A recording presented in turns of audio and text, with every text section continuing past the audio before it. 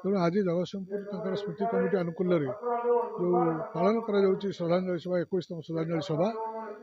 ये श्रद्धांजलि सभा निश्चित भाव सबुदिन जगतसिंहपुर मन रखर आदर्श हूँ गोटे निरविच्छिन्न कांग्रेस कर्मी कांग्रेस परिवार से मृत्युवरण कर उपदेश था शेष उपदेश था समस्त को कांग्रेस को सुदृढ़ करने संकल्प नियो कांग्रेस रही कांग्रेस कार्य कर अनेक विकासमूलक कार्य ओडिशार कर जो आप कहते कर्मवीर लिखाई गोटे कर्मवीर कहला गौरीशंकर राय को द्वितीय कर्मवीर बसंत विशाल कहगला कर्मवीर उपाधि कई यूनिवर्सिटी पाते कर्म अनुसार कर्मवीर कहुई बसंत विशाल प्रकृत वास्तविक जन कर्मवीर थे कहवा अनुसार कार्य करने संभव था लोक से भल पाते दरदी मनुष्य को से भल पाते गोटे नेतृत्व नापी पाखे जो नेतृत्व जो पराकाष्ठा बसंत विशाल पाखे था आज बसंत विशाल अनुपस्थित आज कांग्रेस दलर और राज्यर जो व्यापक क्षति होती आज सब ओडिशा 4.5 कोटी ओडिशा लोके आज मन पकाउछन्ति जगतसिंहपुर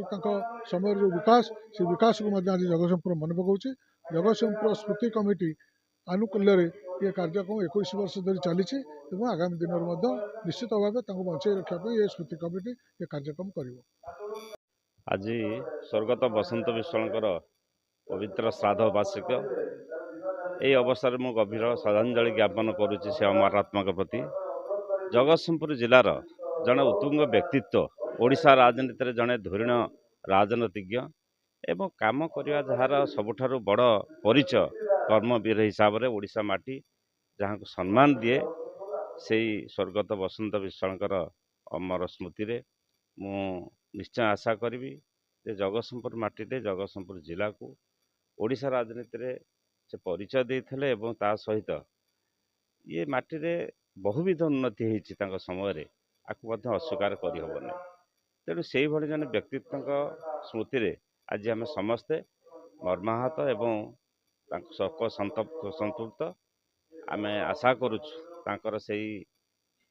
जीवनादर्श आम समस्त ध्येय।